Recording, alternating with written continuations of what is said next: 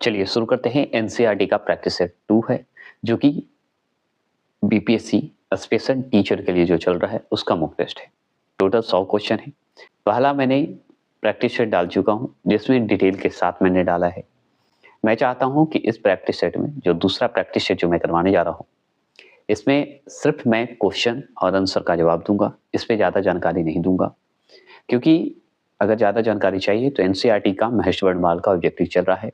History का topic wise लगभग हो चुका है, मॉडर्न हिस्ट्री हो चुके हैं, आपका एशियंट हिस्ट्री चल रहा है, फिर मिडिवल चलेंगे, उसके बाद ज्योग्राफी, पॉलिटिकल इसी तरह चलेंगे, और उसी तरह आपका टेस्ट सीरीज भी चलेगा।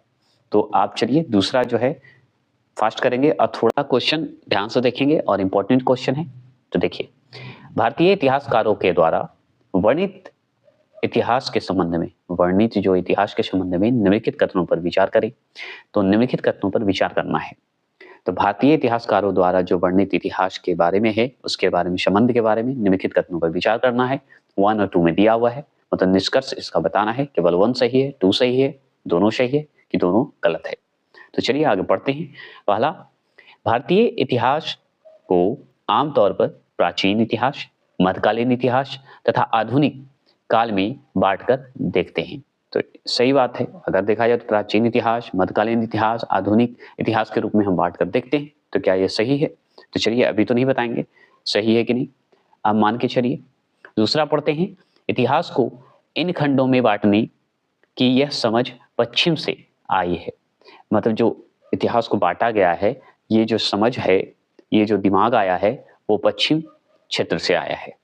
तो क्या ये सही है? तो हाँ, दोनों आपका सही है, क्योंकि भारतीय इतिहास आमतौर पर प्राचीन, मध्यकालीन, आधुनिक काल में बांटकर देखते हैं। मतलब सही बात है, तीनों रूप में बांटकर देखा गया है। दूसरा चीज कि यह जो खंड बांटा गया है, प्राचीन, मध्यकालीन, आधुनिक, ये जो है पश्चिम क्षेत्र से आई है, ये भी सही है। तो दोनों सही है। क्लियर हो गए? इसमें ज्यादा जानकारी की हमको नहीं लगता जरूरत है। देखिए दूसरा क्वेश्चन है, आधुनिक समाज की विशेषताओं में क्या सम्मिलित है? तो आधुनिक समाज की विशेषताओं में क्या सम्मिलित है? आप इस 4 ऑप्शन को देखिए और जवाब दीजिए नीचे। तो देखिए, स्वतंत्रता, स्वतंत्रता तो है ही, पहला तो सही है। समानता एकदम सही है। और चौथा नंबर लोकतंत्र, ये तीनों जो है आधुनिक समाज की विशेषताओं में सम्मिलित है। समानतीय जो व्यवस्था है ये सम्मिलित नहीं है। तो 1, 2, 4, तो 1, 2, 4 कहाँ है? चौथे नंबर में, जो कि ऑप्शन नंबर डी है, वो सही होगा। इसमें भी हमको नहीं लगता। चैप्टर मैं बता देता हूँ, क्लास 8 का बुक देखिए, चैप्टर नंबर 1 उलटिएगा, पेज नंबर 4 में इसकी बात कही गई है।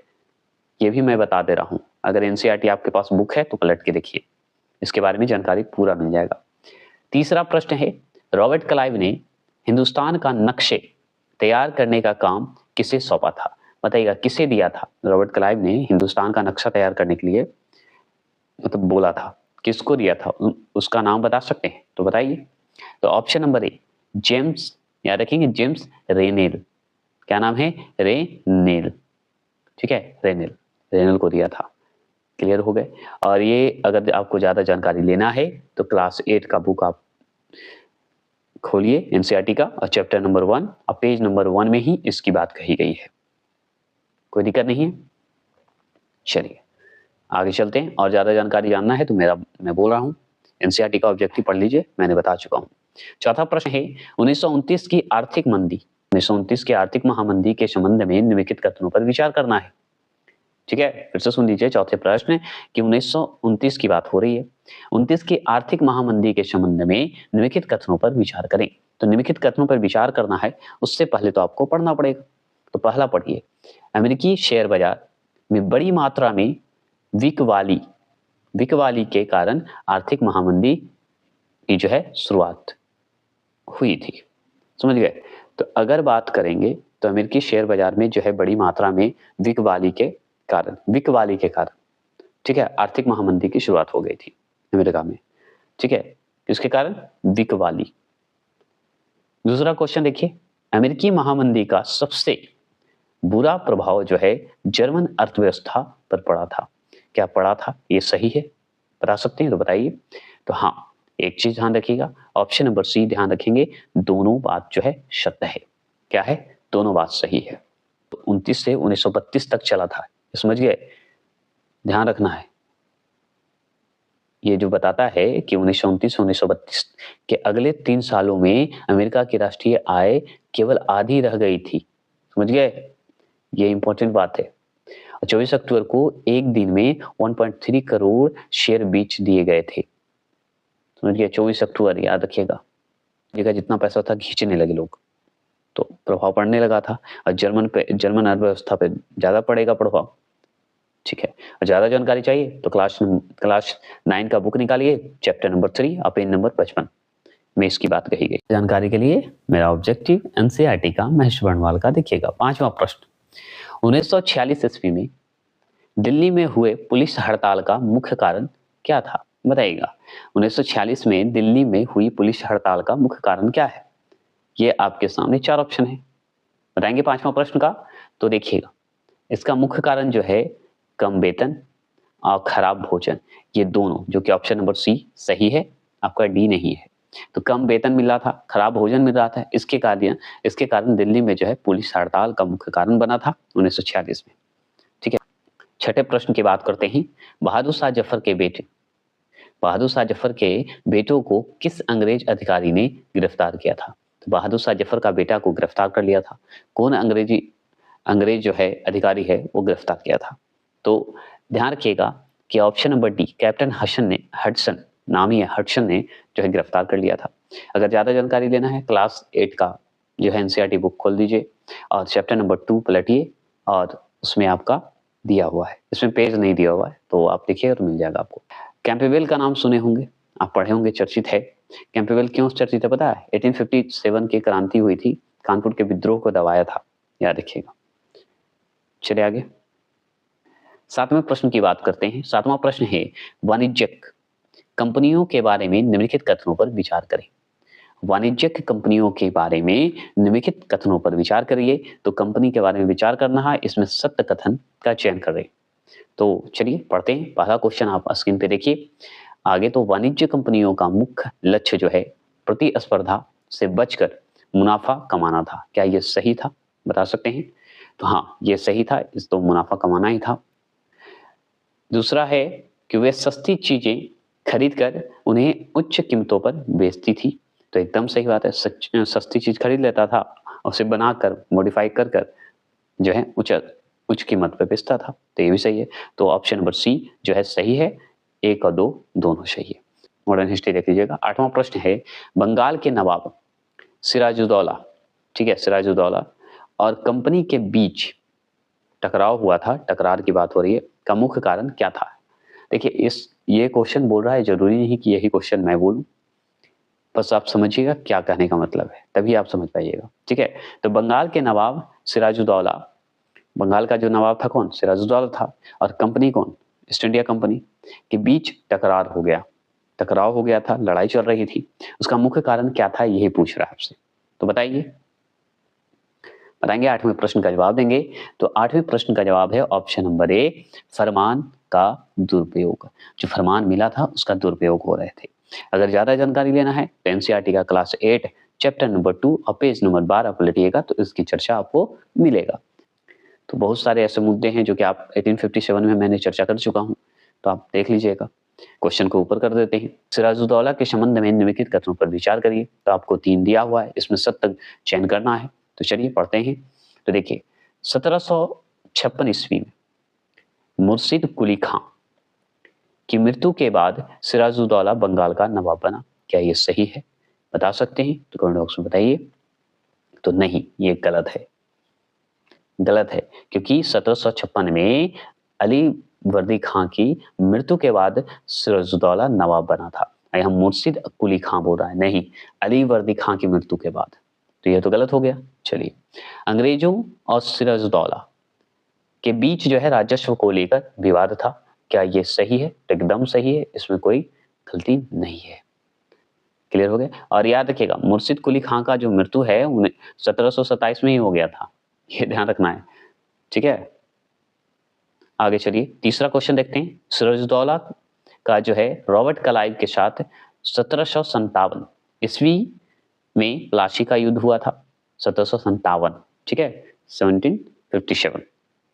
क्या ये सत्य है? तो हाँ, एकदम सही है। प्लासी का युद्ध हुआ था, 1757 की क्रांति हुई थी। आप जानते हैं 1757 में क्या हुआ था? प्लासी का युद्ध हुआ था, रॉबर्ट क्लाइव और सिराजुद्दौला के बीच हुआ था। ये सही है। तो 2 और 3 जो है केवल सही है, 1 जो है गलत है। 10वां क्वेश्चन देखिए, सिराजुद्दौला के हार का सर्वप्रमुख क्या कारण थे? मतलब सिराजुद्दौला जो हारा था, इसका सबसे बड़ा कारण क्या था? यही सवाल आपसे पूछ रहा है और ये 4 ऑप्शन में बताना है कि क्या कारण था।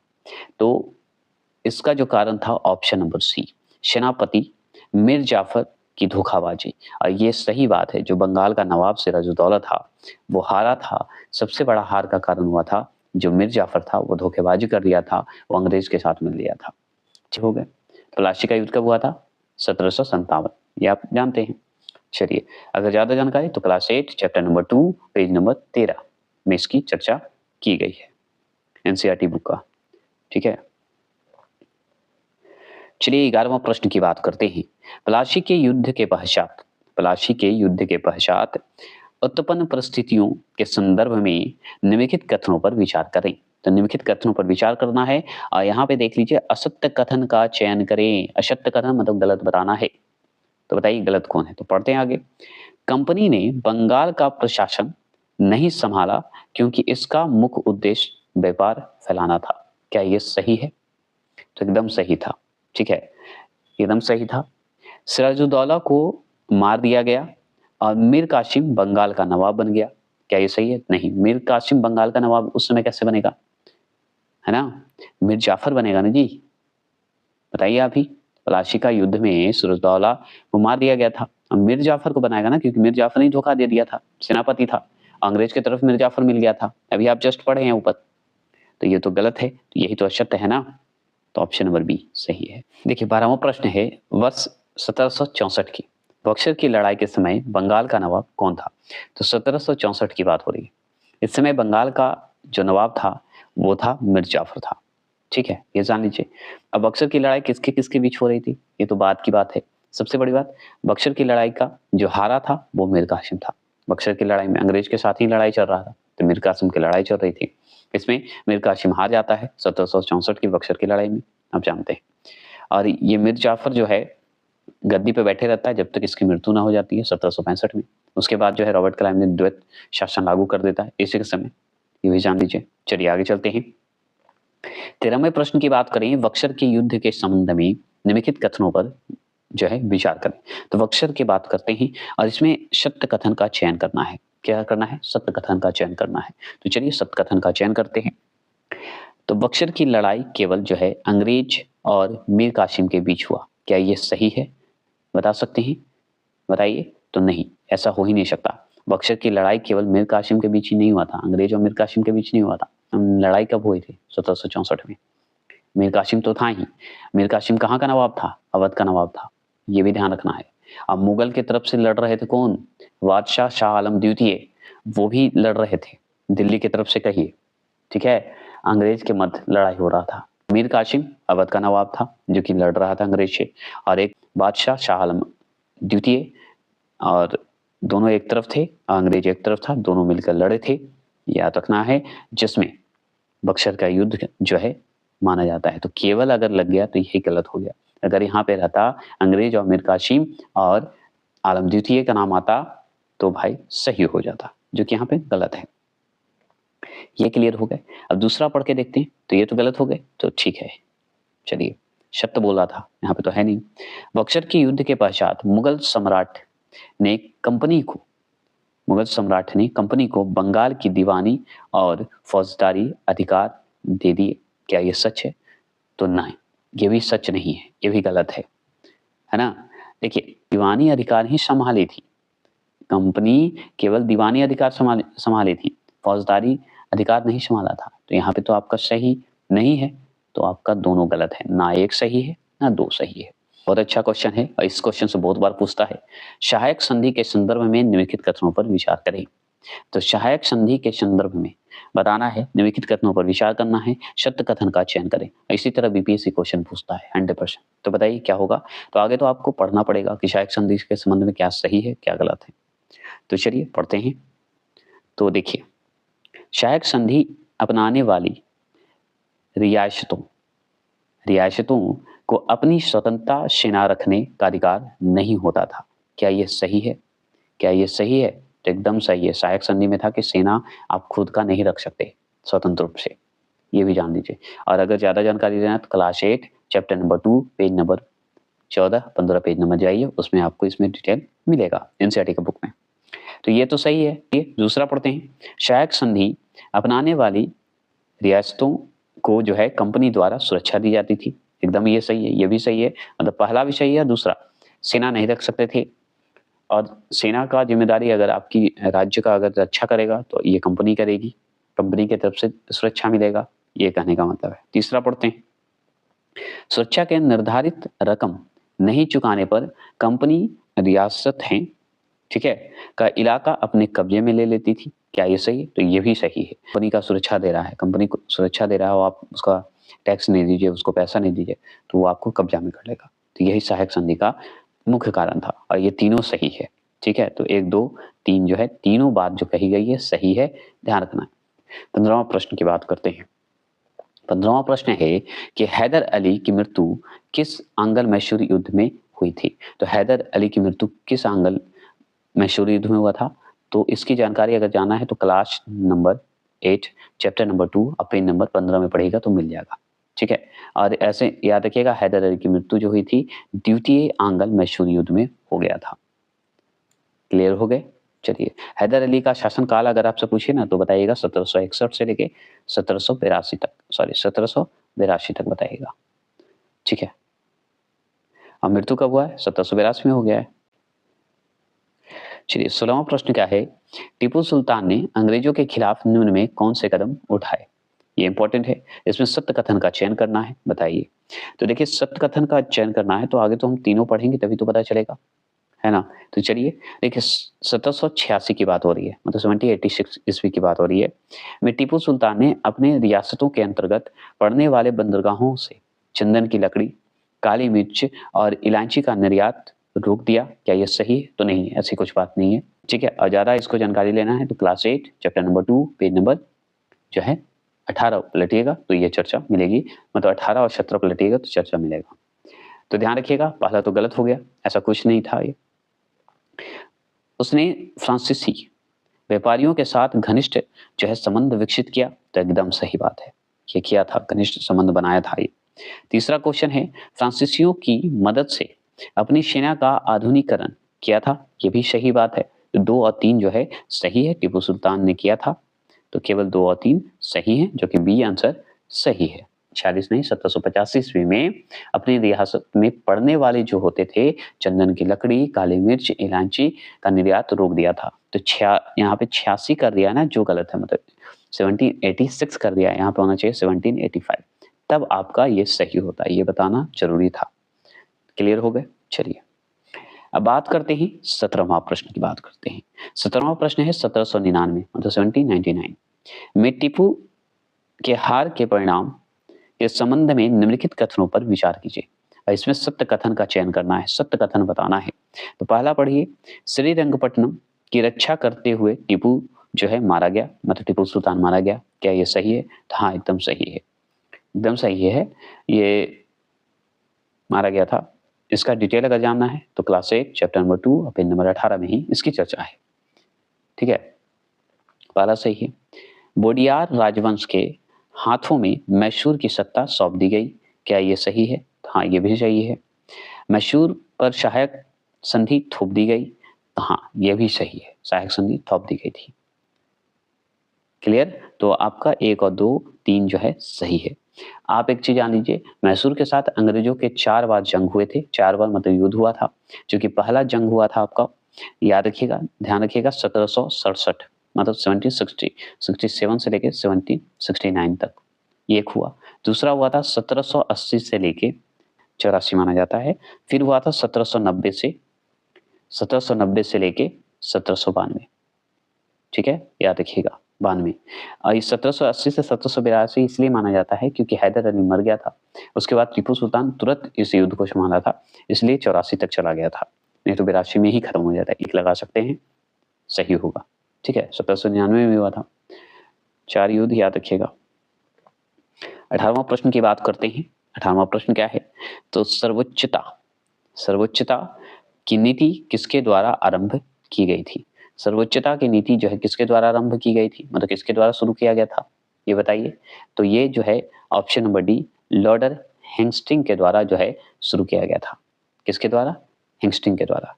ये भी 19वीं शताब्दी की शुरुआत में ही हुआ था। कंपनी के विस्तार के जो है लिए ये नीति अपनाई गई थी, चलाई गई थी। तो वो सब तो बातें अलग है, बाद में बात करेंगे। मॉडर्न हिस्ट्री पढ़ लीजिएगा। और क्लास 8 चैप्टर नंबर 2 और पेज नंबर 18 में इसकी चर्चा की गई। अगर एनसीईआरटी बुक रखे हुए हैं तो उनके लिए ये बताया जा रहा है। रानी चेन्नम्मा के संबंध में निम्नलिखित कथनों पर विचार करें। देखिए, चेन्नम्मा बोला जाता है, रानी चेन्नम्मा थे। सत्य कथन का चयन करना है, सही बताना है आपको। तो देखिए, रानी चेन्नम्मा का संबंध कर्नाटक से है, क्या ये सही है, बता सकते हैं? तो हाँ, एकदम सही है, रानी चेन्नम्मा का संबंध कर्नाटक क्षेत्र से है। इसकी भी चर्चा क्लास एनसीईआरटी 8 का चैप्टर नंबर 2 में इसकी चर्चा है, पेज नंबर 18 में इसकी चर्चा है। रानी चेन्नम्मा अंग्रेजों के खिलाफ अहिंसक आंदोलन करने वाली पहली शासिका थी, क्या ये बात सही है? तो नहीं, ये गलत है। आगे चलें, ये बताऊंगा दूसरा बाद में। तीसरा क्वेश्चन, 1824 ईस्वी में उन्हें गिरफ्तार किया गया और 1829 में जेल में ही रानी चेन्नम्मा की मृत्यु हो गई थी, मतलब उनकी मृत्यु हो गई। क्या ये सही है? तो हाँ, पहला और तीसरा सही है। तो इसमें पहला और तीसरा कहाँ है? B number. तो ये आपका सही होगा। ठीक है, ये सर्वोच्चता की नीति जो अपनाने के पश्चात ये अंग्रेजों ने किल्लूर जो कर्नाटक में स्थित है, उस जगह पे ये कब्जा हो रहे थे। और कब्जा जब हो रहा था तो रानी चेन्नम्मा ने हथियार उठा लिए थे। 20वां क्वेश्चन नंबर की बात करें तो कंपनी ने सिंध पर किस वर्ष कब्जा किया? सिंध पर कब कब्जा किया था? 1843 में, 1843 में। आगे चलते हैं, 21वां प्रश्न की बात करें, सहायक संधि के संबंध में मिलान करें। तो एक तरफ रियासत है, मतलब रियासतें हैं, और एक तरफ वर्ष है। तो रियासत एक तरफ और वर्ष एक तरफ, इसमें मिलान करना है। तो सतारा जो है, बताइए, सहायक संधि के संबंध में मिलान करना है। तो सतारा कब सहायक संधि से जुड़ा, बताइएगा, बहुत इंपॉर्टेंट है। तो ध्यान रखिएगा, ये जो है 1800 कब? 1848 में। तो 1848 में कौन हुआ? सतारा मिला था। संबलपुर कब मिला, बताइए? संबलपुर जो है, बताएंगे? तो संबलपुर जो है 1850 में। उदयपुर बताइए, उदयपुर का बताइए। ठीक है, उदयपुर की अगर बात करें तो इसका जो है आपका 1852 में, और नागपुर जो है 1853 में। याद रखेंगे, मतलब कहने का मतलब है, एक सतारा जो है 1848 में, संबलपुर जो है 1850 में, उदयपुर जो है 1852 में, और नागपुर 1853 में। तो कौन सा आंसर सही होगा? तो एक का बी होगा। तो एक का बी तो इसमें है, तो ये तो कट गया, ये भी कट गया। तो एक का बी इसमें भी है, और 2 का ए होगा, तो 2 का ए, तो ये भी कट गया, आपका डी होगा आंसर। ठीक है, 2 का ए हुआ ना, और 3 का डी हुआ, 4 का सी हुआ। क्लियर? चलिए 22वां प्रश्न देखिए, अवध के अधिकरण के संबंध में निम्नलिखित कथनों पर विचार करें। तो अवध के अधिकरण के संबंध में निम्नलिखित कथनों पर विचार करना है, तो आपको जानना होगा। इसमें सत्य कथन का चयन करिए, सत्य कथन बताना है। तो पहला आगे पढ़िए, अंग्रेजों ने अवध की जनता को कुशासन से आजाद करने का तर्क देकर अवध का अधिकरण जो है अधिग्रहण किया था। तो देखिए, बहाना दे दिया क्या, कि कुशासन से आजाद करने के लिए मैं जो है अवध की जो जनता है उनके लिए ये काम हम कर रहे हैं, अपने अधिकरण में ले रहे हैं, ये कहने का मतलब है। तो पहला क्या है, सही है कि गलत है? तो पहला सही था, ये बात तो सही थी। अब दूसरा है कि अवध पर 1801 ईस्वी में सहायक संधि थोप दी गई थी। तो एकदम सही है, 1801 में ही थोप दिया गया था। ठीक है, सहायक संधि थोप दी गई थी, ये भी सही है। लेकिन तीसरा क्वेश्चन है कि जनता अवध के नवाब से परेशान थी, अतः उन्होंने अधिग्रहण का विरोध बड़े स्तर पर नहीं किया। नहीं, यही तो भड़काने का काम किया था। ठीक है, जो कि आपका ये गलत है। ठीक है, नहीं, ऐसा हो ही नहीं सकता, भड़काया था तभी तो फायदा उठाया अंग्रेज। तो ये सब जानकारी बाद में देंगे। अब जान लीजिए 1 और 2 जो है सही है, और यही आपका सही है। अगर ज़्यादा जानकारी जानना है तो हमारा 8057 का वीडियो देख लीजिएगा एनसीईआरटी का, उसमें है इसकी जानकारी। 23वां प्रश्न है, गवर्नर जनरल वारेन हेस्टिंग द्वारा लागू किए गए न्याय व्यवस्था की निम्नलिखित विशेषताएं थी। इंपॉर्टेंट है, किसके द्वारा? वारेन हेस्टिंग द्वारा बनाया गया था, ये लागू किया गया था। तो इसमें सत्य कथन का चयन करना है, बताइए। तो पहला ध्यान रखिए, हर जिले में 2 अदालत बनाई गई, फौजदारी अदालत और दीवानी अदालत। तो एकदम सही है, दोनों बनाया गया था वारेन हेस्टिंग के द्वारा। दूसरा क्वेश्चन है कि दीवानी अदालतों के मुखिया यूरोपीय जिला कलेक्टर होते थे। तो हाँ, ये तो सही है, ठीक है। जिसमें यूरोपीय पद्धति पर दीवानी कार्य जो है किए जाते थे, तो नहीं, ये गलत है। भारतीय पद्धति पर ही दीवानी जो कार्य होते थे, भारतीय पद्धति पर होते थे, यूरोपीय पद्धति पर नहीं होते थे, इसलिए ये गलत हो गया। तीसरा क्वेश्चन पढ़ते हैं, फौजदारी अदालतें जो है अभी भी काजी और मुफ्ती के अंतर्गत थी, लेकिन वह भी कलेक्टर की निगरानी में काम करते थे। तो कलेक्टर की निगरानी में काम होती थी, तो एकदम सही है। तो 1 और 3 जो है सही है, तो 1 और 3 जो है केवल सही है, ये ध्यान रखना है। 24वां प्रश्न है, ये तो आराम से 4 ऑप्शन है खाली। वारेन हेस्टिंग पर किसने इंग्लैंड में महाभियोग चलाया था? इंग्लैंड में महाभियोग चला था वारेन हेस्टिंग पर, तो किसने चलवाया था, बताइएगा। तो ये ऑप्शन नंबर डी जो है सही है, वर्क ने चलवाया था, एडमंड वर्क ने चलवाया था, ठीक है। कब? 1785 में। चलिए आगे चलते हैं। 25वां प्रश्न है, जिस समय बंगाल में अस्थायी बंदोबस्त लागू किया गया, उस समय बंगाल का गवर्नर जनरल कौन था? जिस समय बंगाल में अस्थायी बंदोबस्त लागू किया गया, उस समय बंगाल का गवर्नर जनरल कौन था, बताइए। ये भी 4 ऑप्शन है। तो लॉर्ड कॉर्नवालिस था। तो अस्थायी बंदोबस्त कौन लाया था? कॉर्नवालिस लाया था, लॉर्ड कॉर्नवालिस लाया था, ये भी बोल सकते हैं। क्लास 8 का है, चैप्टर नंबर 3, पेज नंबर 28 पलटिएगा, तो ये कॉर्नवालिस के बारे में आपको मिलेगा पढ़ने को, ठीक है। और ये बताइए, अस्थायी बंदोबस्त को एक नाम और से जानते हैं, जो कि मैंने महेश वर्णवाल में ऑब्जेक्टिव में पढ़ा चुका हूं, एनसीईआरटी का। 26वां प्रश्न, अस्थायी बंदोबस्त के संबंध में निम्नलिखित कथनों पर विचार कीजिए। असत्य कथन का चयन करना है, इसमें असत्य कथन बताना कौन सा गलत है। तो पहला पढ़ते हैं, अस्थायी बंदोबस्त का जो है लाभ प्रारंभ में कंपनी को मिला, मगर बाद में उन्हें जमींदारों की अपेक्षा कम लाभ प्राप्त हुआ। क्या यह सही है, बता सकते हैं, बताइएगा। तो एकदम सही है, इसमें कोई दिक्कत नहीं है, कंपनी को थोड़ा कम मिल रहा था, जमींदारों को ज्यादा फायदा हो रहा था। दूसरा प्रश्न है, अस्थायी बंदोबस्त की रकम जो है ज्यादा होने के कारण कई जमींदारों को जमींदारी राजस्व चुकाने में विफल होने के कारण छीन लिए गए। तो एकदम सही बात है, ज्यादा टैक्स लेने लगा, जिसके कारण कमजोर हो गए जमींदार लोग, इसके कारण विफल होने लगे, इसके कारण छीन लिए जाते थे उनके पद को, तो ये भी सबसे बड़ा कारण बना, तो ये भी सही था। किसानों के लिए यह व्यवस्था दमनकारी सिद्ध हुई, क्योंकि लगान की रकम बहुत ज्यादा थी और जमीन पर उसका अधिकार जो है सुरक्षित नहीं था। तो ये भी सही बात है, रकम ज्यादा बढ़ गई थी, उतना कुछ फायदा नहीं हो रहा था किसानों को, घटाई जा रही थी। तो ये जो है कोई भी आपको सत्य नहीं है, सब सत्य कहा गया है। क्लियर हो गए, कोई दिक्कत नहीं। ये भी चैप्टर नंबर 8 और चैप्टर नंबर 3 का है, क्लास 8 का चैप्टर नंबर 3 है, पेज नंबर 28 और 29 पलटेगा तो इसकी चर्चा होगी। 27 क्वेश्चन नंबर की बात करते हैं। 27 क्वेश्चन नंबर क्या है, महालवाड़ी व्यवस्था लागू करते समय बंगाल का जो है गवर्नर जनरल कौन था? अब देखिए, महालवाड़ी जैसे अस्थायी बंदोबस्त कौन क्या लाया था?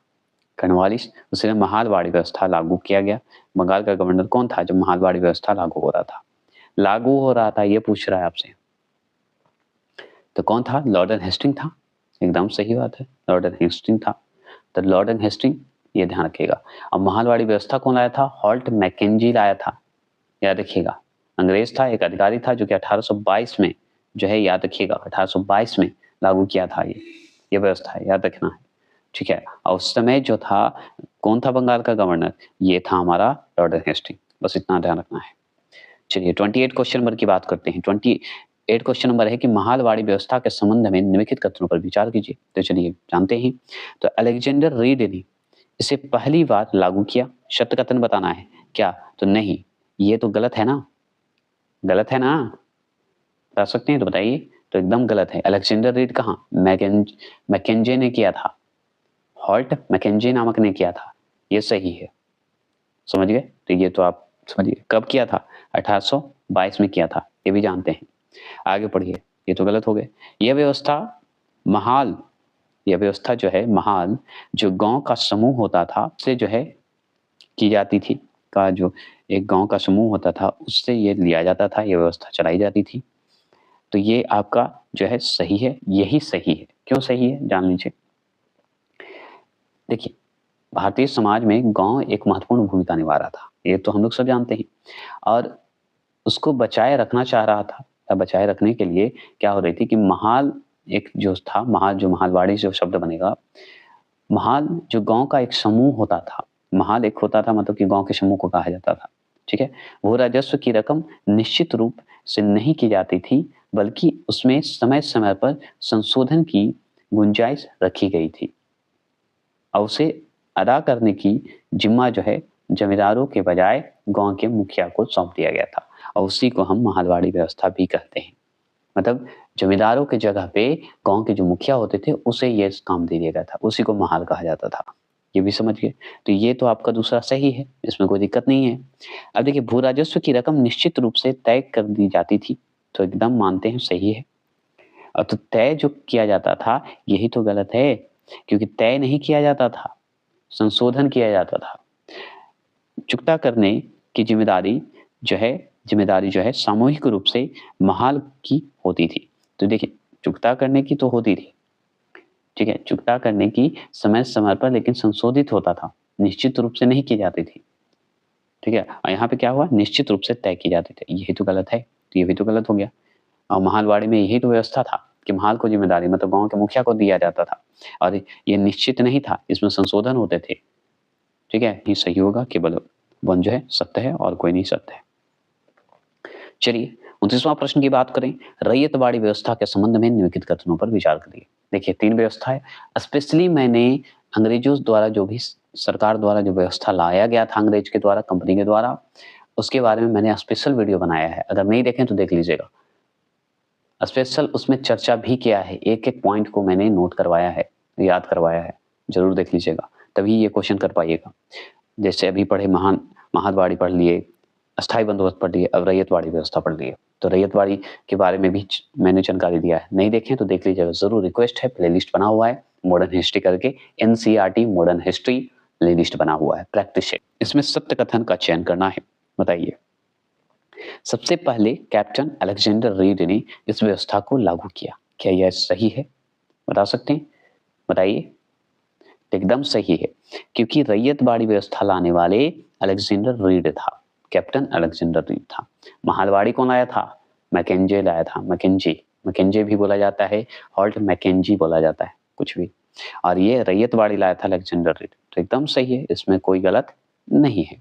भू राजस्व वसूलने की व्यवस्था जो है किसी संस्था या जमींदारों से ना करके सीधे रैयतों से किया गया, तो एकदम सही बात है, दोनों सही है, क्योंकि इसमें भी जो है जमींदार को नहीं रखा गया कि आप रखो या कोई संस्था बनाई गई, नहीं, डायरेक्ट एकदम किसान से कांटेक्ट किया जाए, इस तरह का करने को, तो गांव के लोगों से कांटेक्ट किया जाए, यही जो है, तो दोनों सही है, 1 और 2। और मैंने रैयतवाड़ी के बारे में बहुत अच्छे से पढ़ाया था। तो एक ध्यान रखिएगा, रैयतवाड़ी व्यवस्था जो है मुनरो व्यवस्था भी कहा जाता है, क्या कहा जाता है? मुनरो व्यवस्था, ठीक है। लेकिन रियल में रैयतवाड़ी व्यवस्था जो है पूरी जगह पे लागू किया था, लाया था कौन? तो मुनरे, तो ध्यान रखना है, ठीक है। पूरा नाम थॉमस मुनरो, अब तो याद हो जाएगा, भूलिएगा नहीं। तो सबसे पहले कैप्टन पूछेगा अलेक्जेंडर रीड इस व्यवस्था को लागू किया था, वो भी टीपू सुल्तान के जीतने के बाद, टीपू सुल्तान को मतलब हरा दिया था, टीपू सुल्तान के हराने के बाद जीता था उसके बाद, ठीक है। और जो टीपू सुल्तान से जो इलाका जीता था ना, उस समय ये जो है व्यवस्था लागू किया था, तो और पूरी तरह अगर लागू करने वाला कौन है?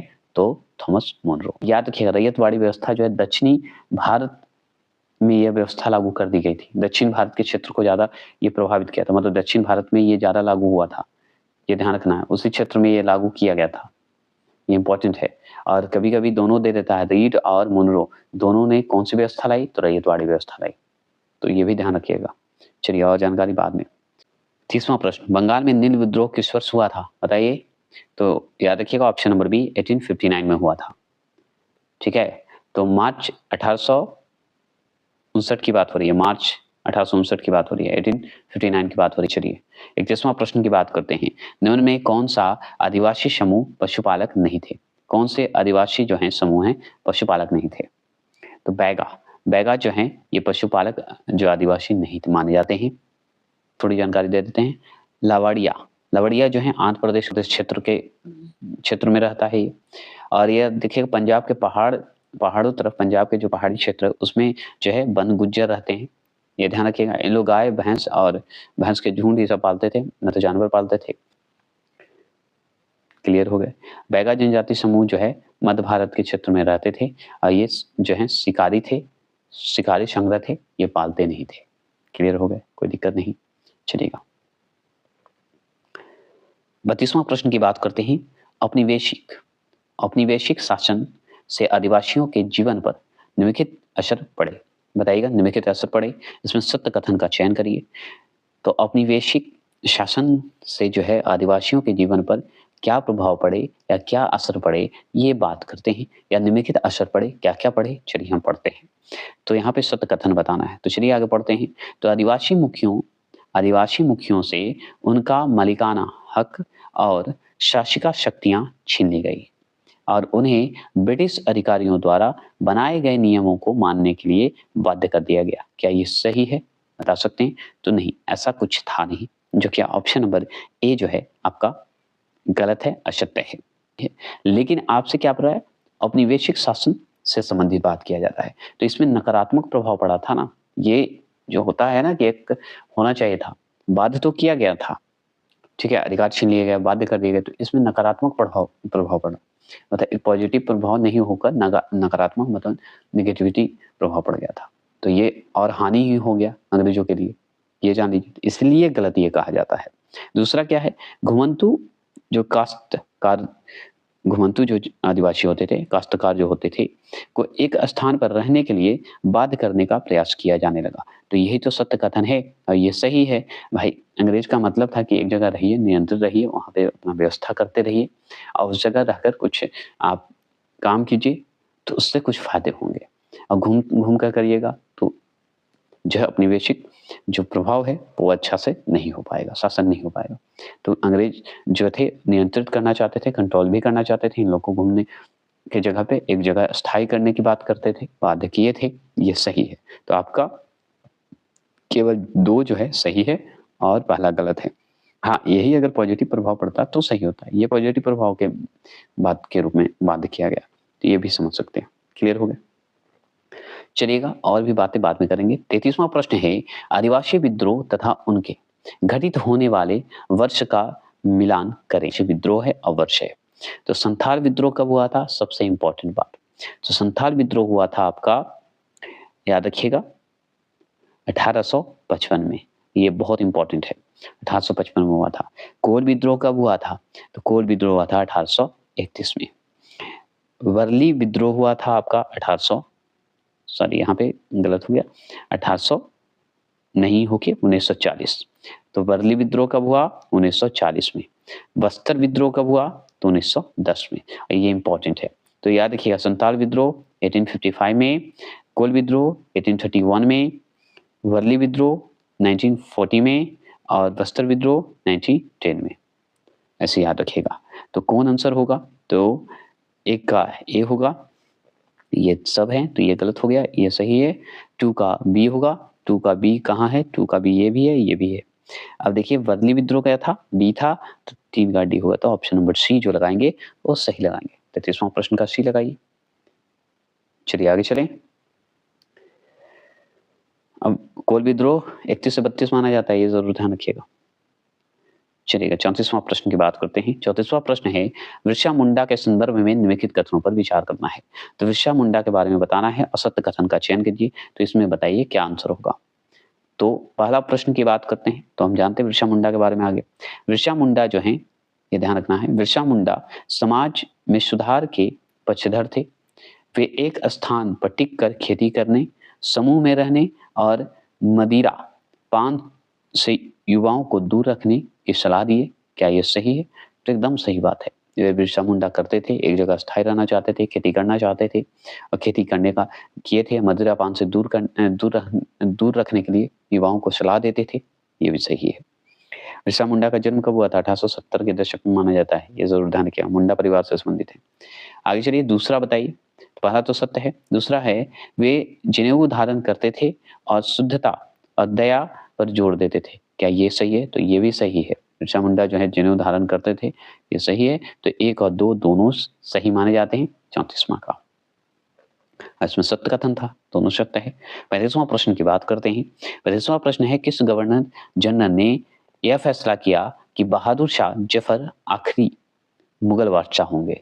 कौन बोला था बताइए? कौन ऐसा गवर्नर जनरल था भाई जो कि बहादुर शाह जफर आखिरी मुगल बादशाह होंगे बोलने वाला था? बताइए। वो बोलने वाला और कोई नहीं, लॉर्ड कैनिंग था। कौन था? Lord Canning. ये ध्यान रखना है। चलिएगा 36वां प्रश्न है, कंपनी द्वारा भारत में सुधार के नाम पर ईसाई धर्म को प्रोत्साहित करने के लिए निम्न में से कौन से कदम उठाए गए? मतलब सोचिए, ईसाई धर्म का प्रचार करने के लिए जो है ये नियम बनाया, कंपनी के द्वारा बहाना मार दिया कि भाई भारत में सुधार करना है हमको, तो ईसाई धर्म को प्रोत्साहित करने का बहाना मार दिया। ये बहाना मार दिया, कदम उठाया, ये तो आप ही समझ रहे हैं। तो अब बताइए, इसमें से सत्य कथन का चयन करना है, क्या इनमें से कौन सा सही होगा? तो देखिए, पहला पढ़ते हैं। 1830 के बाद कंपनी ने ईसाई मिशनरियों को जमीन व संपत्ति जुटाने की छूट दे दी गई। जो ईसाई मिशनरी होते थे, ईसाई धर्म को जो अपनाते थे, ये कहने का मतलब है, तो जमीन व संपत्ति जुटाने को छूट दे दी है ईसाई वाले लोगों को, ये सही है। दूसरा है, 1850 में एक नया कानून बनाया गया जिसमें जो है प्रावधान था कि अगर कोई भारतीय व्यक्ति ईसाई धर्म अपनाता है तो उसे पुरखों की संपत्ति पर पहले जैसा अधिकार मिलेगा। सोचिए, जो संपत्ति पुरखों का है वही मिलेगा आपको, ईसाई धर्म को अपनाता है। ये लोभ दिया, तो ये भी सही है। तो दोनों सही था। अब जानते हैं, जो ईसाई मिशनरी होते थे, जो ईसाई लोग थे, उन्हें जमीन और ये सब छूट मिलते थे, और लोभ दिया 1850 में कि जो भाई जिनका ईसाई धर्म अपनाएंगे, जिन ईसाई धर्म अपनाएंगे उनका जो है पुश्तौनी जमीन है वो हमेशा उन्हीं का रहेगा। ये लोभ दिया, तो ये आप जानते हैं। चलिए उस सब बातें बाद में। 37 प्रश्न है, मंगल पांडे को किस दिन फांसी दी गई? डायरेक्ट सवाल, बहुत बार पूछता है। 8 अप्रैल 1857 को दिया गया, ये इंपॉर्टेंट है। और बहुत अच्छे से मंगल पांडे बैरकपुर छावनी में जो है बंगाल के नेटिव इन्फेंट्री की 34वीं रेजिमेंट के सिपाही थे, जो कि 8 अप्रैल 1857 को इनको फांसी दी गई। और ये 1857 का मंगल पांडे का सबसे अच्छे से वीडियो मैंने बनाया है, देख लीजिएगा। 38वां प्रश्न है, 1857 के विद्रोह में बागी और उनसे संबंधित क्षेत्र का मिलान करें। तो बागी एक तरफ होंगे और वर्ष होंगे। बागी मतलब विद्रोही, क्रांतिकारी, जो 1857 का है, उनसे बताया गया है। तो अब बताइए, नाना साहब जो हैं, बताएंगे क्या होगा? तो नाना साहब कौन से क्षेत्र से लड़ रहे थे बताइएगा, बताइए। तो याद रखिएगा, कानपुर तरफ से लड़ रहे थे। कानपुर में ये लड़ रहे थे, विद्रोह कर रहे थे। और जो है ब्रिटिश जो हैं, बताइए किस क्षेत्र से लड़ रहे थे? तो ध्यान रखना, लखनऊ की तरफ से। रानी अवंतीबाई लोधी वो किधर से थे बताइएगा? तीसरा क्वेश्चन, तो सी याद रखिएगा, राजगढ़। और रानी लक्ष्मीबाई झांसी, ये तो आप अच्छे से जानते हैं। तो अब इसका बताइए आंसर क्या होगा? तो एक का बी है, तो ये सब काट दीजिए। ये सही है, ये बताइए। 2 का ये दोनों सही है। अब ये बताइए, बी का 3 का जो है सी है, तो एकदम 3 का सी, तो ऑप्शन नंबर डी जो है यही तो सही है। क्लियर हो गया, इसमें हमको नहीं लगता कुछ बताने की जरूरत है। 10वां प्रश्न है, विद्रोहियों के संबंध में निम्नलिखित कथनों पर विचार करना है। तो विद्रोहियों के संबंध में निम्नलिखित जो है कथनों पर विचार कीजिए और सत्य कथन का चयन करना है। बहादुर शाह जफर को उनकी पत्नी के साथ निर्वासित कर दिया गया। निर्वासित कर कहाँ भेजा गया? रंगून जेल में भेज दिया गया, जहां 1861 जो जगह दिया हुआ यही तो गलत है। 1862 में उनकी मृत्यु हुई थी बहादुर शाह जफर का, समझ गए? जो कि ये आपका गलत है। अब देखिए, 1858 में रानी लक्ष्मीबाई अंग्रेजों से लड़ते हुए वीर गति प्राप्त हो गई, तो एकदम सही बात है, ये सही है। तो दूसरा सही है। तीसरा, तत्या टोप मध्य भारत कि जंगलों में रहते हुए आदिवासियों और किसानों की सहायता से छापामार युद्ध करते रहे, तो एकदम सही, ये भी सही है। तो 2 और 3 जो है केवल सही है, और कोई ऊपर वाला अगर मानते 62 रहता तो सही होता। 61 है, 1861 है, जो कि गलत है। ठीक है, मृत्यु हुई थी 62 में हुआ था। ये सब ध्यान रखना होगा बारीकी से। 40वां प्रश्न की बात करते हैं तो 1857 के विद्रोह के बाद अंग्रेजों ने अपनी नीतियों में निम्नलिखित बदलाव किए। तो क्या क्या बदलाव किए, इसका सत्य कथन का चयन करना है।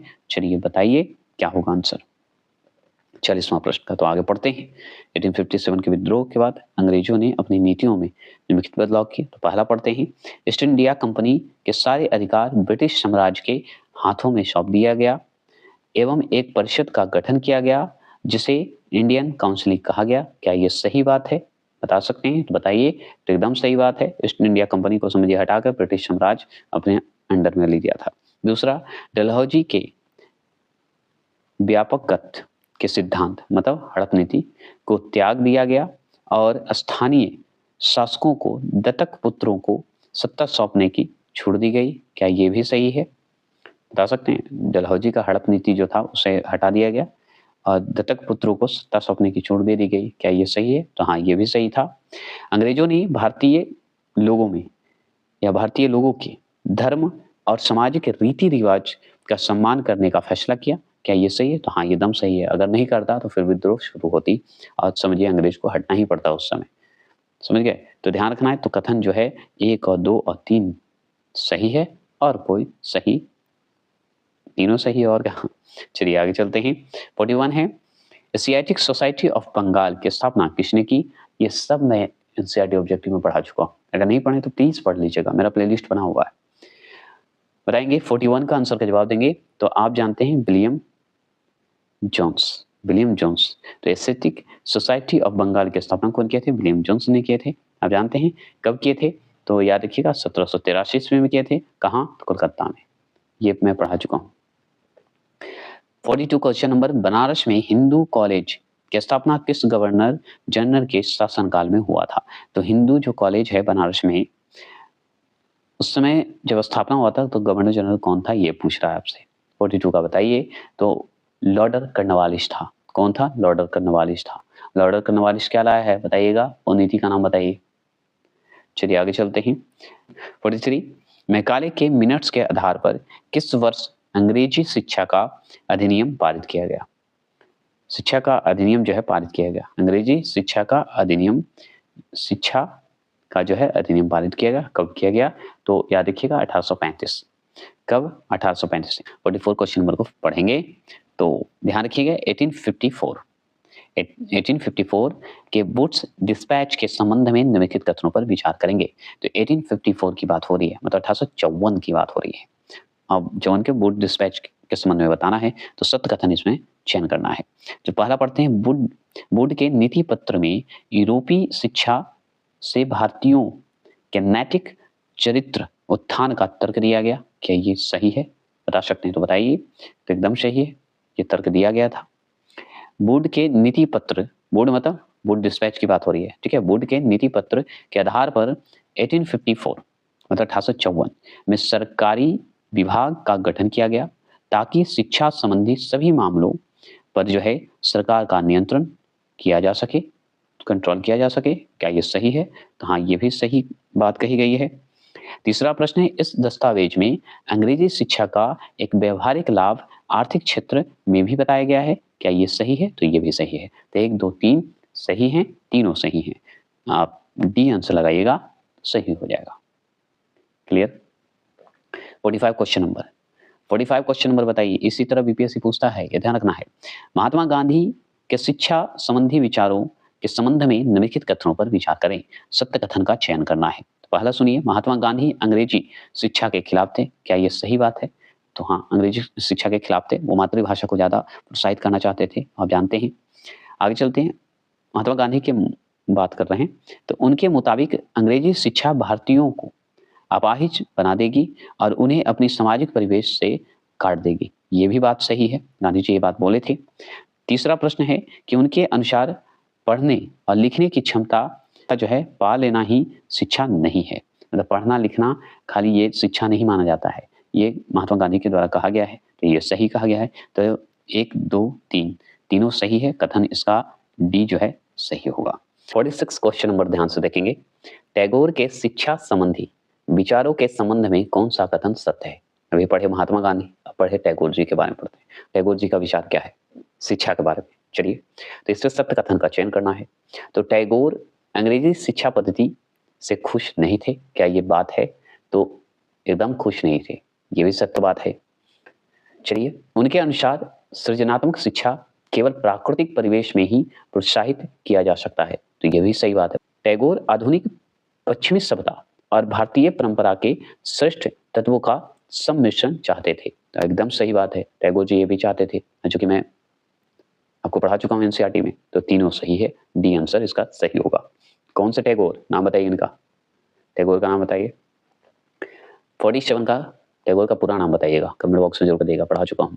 47 सती शब्द का क्या अर्थ होता है? सती शब्द का अर्थ बताइए, चलिए जवाब दीजिए। तो सदाचारी महिला को कहते हैं सती होना, सदाचारी महिला। और इसके बारे में जो है पढ़ चुके हैं, राजा राम मोहन राय संबंध रखते हैं इन सब। चलिए वो सब छोड़िए, 48 क्वेश्चन नंबर की बात करते हैं। 48 क्वेश्चन नंबर है राजा राम मोहन राय के संबंध में निम्नलिखित कथनों पर विचार करिए। अब राजा राम मोहन राय के बारे में आगे जान लीजिए, इनके जो है संबंधित कथनों पर विचार करना है, सत्य कथन का चयन करना है। तो बताइए, पहला पढ़ना होगा, उन्होंने कोलकाता में ब्रह्मो समाज की स्थापना की, क्या ये सत्य है? बता सकते हैं? तो बताइए, एकदम सही है, ब्रह्म समाज की स्थापना किए थे ये। राजा राम मोहन राय पश्चिमी शिक्षा के प्रसार के पक्ष में थे, क्या ये भी बात सही है? तो ये भी बात सही है। राजा राम मोहन राय ने विधवा महिलाओं की समर्थन में विधवा विवाह के पक्ष में कानून बनाने की मांग की, नहीं, ये सती प्रथा से संबंधित रखते हैं, जुड़े हुए हैं, ये सत्य बात है। आपका 1 और 2 ही सही है, जो कि सी आंसर सही है। चलिएगा आगे बात करते हैं। 49 क्वेश्चन नंबर की बात करें तो प्राचीन ग्रंथों का हवाला देकर किसने समाज सुधार की जो है पहल प्रारंभ किया था? बताइएगा, प्राचीन ग्रंथों का हवाला देकर किसने समाज सुधार की पहल प्रारंभ किया, शुरुआत किया? कौन किए थे? तो ऑप्शन नंबर ए, राजा राम मोहन राय किए थे। ठीक है, क्लास 8 का है और चैप्टर नंबर 7 पेज नंबर 78 का है, जाके देख सकते हैं। 50 प्रश्न की बात करते हैं। 50वां प्रश्न है कि विधवा विवाह का कानून किस गवर्नर जनरल के शासनकाल में जो है पारित हुआ था? सती प्रथा नहीं, ये विधवा विवाह। बताइएगा कौन सा गवर्नर था उस समय? तो लॉर्ड कैनिंग के समय हुआ था। किसके समय? लॉर्ड कैनिंग के समय। चलिएगा 51 क्वेश्चन नंबर। 51 क्वेश्चन नंबर की बात करें तो लड़कियों के लिए स्कूल खोलने वाले सुधारकों व उनके क्षेत्र का मिलान करना है। एक तरफ सुधारक हैं, एक तरफ क्षेत्र है। सुधारक रहेंगे, एक तरफ क्षेत्र रहेगा, तो बताइएगा। तो चलिए चलते हैं और जानते हैं। ईश्वर चंद्र विद्यासागर बताएंगे कौन सा क्षेत्र से संबंध रखते हैं? तो बी, कोलकाता से संबंध रखते हैं। ज्योतिबा राय फुले का अगर बात करें तो ये महाराष्ट्र से संबंध रखते हैं, राय जी हैं, राव जी हैं। और आर्य समाज की बात करते हैं तो आर्य समाज जो है आपका पंजाब से संबंधित है ना, याद रखिएगा। और भोपाल बी बेगम अलीगढ़ से संबंध रखती हैं। ठीक है, क्लियर हो गए, क्षेत्र तो जान गए। तो जिसमें याद रखिएगा ईश्वर चंद्र विद्यासागर बी होंगे, तो ए का बी जिसमें होगा वो आंसर सही होगा, ये और ये सही होगा, मतलब आपका 1 और 2 गलत है। तो बताइए, अब ध्यान रखिए ज्योतिबा फुले राव जो है ए होंगे, 2 का ए है, ये भी सही है। आर्य समाज सी होगा, जो कि आपका डी यहाँ पे दिख रहा है। क्लियर हो गए? चलिए आगे चलते हैं। 52 क्वेश्चन नंबर की बात करते हैं। निम्नलिखित कथनों पर विचार करिए और सत्य कथन का चयन करना है। तो पहला पढ़ते हैं, ताराबाई शिंदे ने, याद रखिएगा, स्त्री पुरुष तुलना नाम की किताब प्रकाशित की, क्या यह सत्य है? तो एकदम सत्य बात है, ताराबाई शिंदे ने स्त्री पुरुष तुलना नामक एक किताब प्रकाशित किए थे, ये एकदम सही है। पंडित रामाबाई ने हिंदू धर्म में उपस्थित लगभग सभी जातियों की हिंदू महिलाओं की दुर्दशा पर एक किताब लिखी, क्या ये सत्य है? नहीं, ये सत्य नहीं है। संस्कृत की एक महान विद्वान थी पंडित रामाबाई, ये ध्यान रखना है। उच्च जाति की हिंदू महिलाओं की दुर्दशा पर यह किताब लिखी थी पंडित रामाबाई। कौन हुआ? ए हो गया, तो केवल एक सही होगा। 53 क्वेश्चन नंबर की बात करते हैं। बाल विवाह निषेध अधिनियम किस वर्ष पारित किया गया, ये बताइए। तो आप ध्यान रखिएगा 53 का आंसर का जवाब 1929 में। कब किया गया था? 1929 में।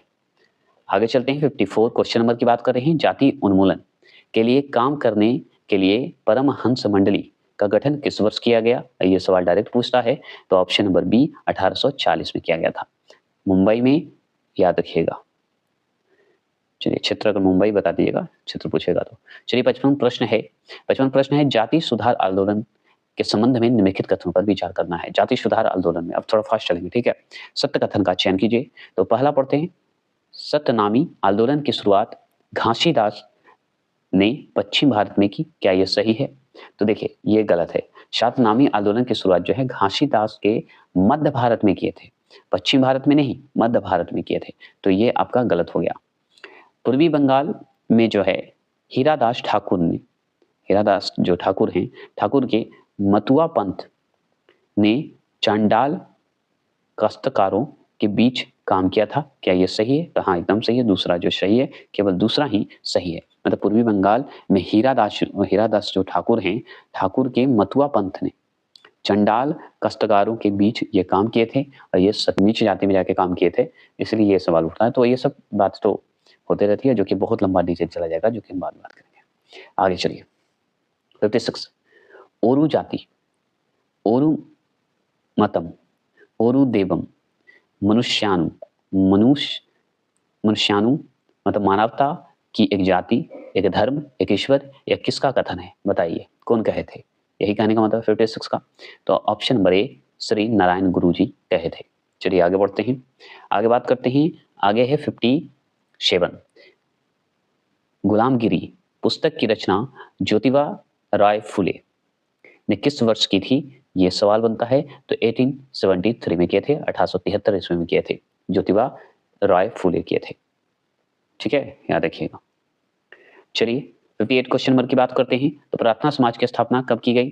डायरेक्ट सवाल बनता है। तो 1867 को, मतलब 1867 में, और क्षेत्र पूछे तो मुंबई में। आगे चलेंगे 59, भारत में आर्म्स एक्ट, क्या है?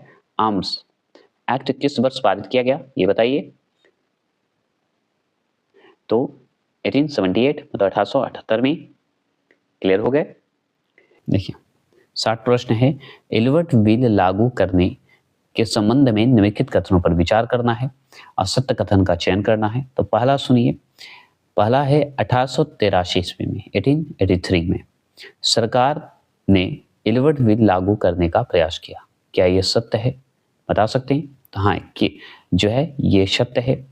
इस बिल के जरिए भारतीय अखबारों पर प्रतिबंध लगाने का प्रयास किया गया, नहीं, अखबार पर ये नहीं किया गया था, ये गलत है, ठीक है। तो ध्यान रखना 1883 में जो सरकार ने एल्बर्ट बिल लागू किया था, लाया था, इसको लेकर काफी हंगामा हुआ था, ये आप जानते ही हैं, फेमस भी है, हंगामा हुआ था, ठीक है। इस विधेयक का प्रावधान किया गया था ना, पता है क्या? भारतीय न्यायाधीश भी ब्रिटिश या यूरोपीय व्यक्तियों पर मुकदमा चला सकते हैं, ताकि भारत में काम करने वाले अंग्रेज और भारतीय न्यायाधीशों के बीच जो है समानता जो है स्थापित हो सके, जो कि ये नहीं है, अखबार से संबंधित नहीं है, न्याय से संबंधित है। केवल वन ही सही है और दूसरा नहीं सही है। चलिए आगे बात करते हैं 61, कांग्रेस की स्थापना के संदर्भ में निम्नलिखित कथनों पर विचार करना है, सत्य कथन का चुनना है। तो सत्य कथन को चुनना है तो आगे तो हम पढ़ना पड़ेगा, तो चलिए पॉइंट बाय पॉइंट करते हैं। तो आगे पढ़ते हैं 1, 1885 ईस्वी में देश भर में 72 प्रतिनिधियों ने मुंबई में सभा करके भारतीय राष्ट्रीय कांग्रेस की स्थापना का फैसला किया है। ये भी शब्द हो सकते हैं, कोई गलत शब्द नहीं है। तो क्या ये सही है? तो एकदम सही है, इसमें बात तो क्लियर है। 1885 में ही हुआ था, 72 प्रतिनिधि थे, मुंबई में ये हुआ है, राष्ट्रीय कांग्रेस की स्थापना हुआ है। दूसरा देखिए, संगठन के प्रारंभिक नेता दादा भाई नौरोजी ब्रिटिश संसद के सदस्य रह चुके थे, क्या ये सच है? तो हाँ एकदम, ये भी इसमें कोई दिक्कत नहीं, सच है। और सेवानिवृत्त ब्रिटिश अफसर ए.ओ. हुम की कांग्रेस की स्थापना में महत्वपूर्ण भूमिका थी, तो एकदम सही था। तीसरा, तो 1, 2, 3 जो है तीनों सही है और सत्य है, और कांग्रेस के बारे में मैं पढ़ा चुका हूँ, स्पेशली कांग्रेस का वीडियो चला है। 62, स्वराज की मांग सर्वप्रथम किसने की थी? स्वराज का मांग जो है सर्वप्रथम कौन किए थे? बताइएगा, कौन सा क्रांतिकारी था, कौन सा पंथी थे, बताइए। 62, तो गर्मपंथी जो हैं, बी जो देख रहे हैं वो किए थे, ठीक है, क्लियर। 1890 के दशक की बात हो रही है।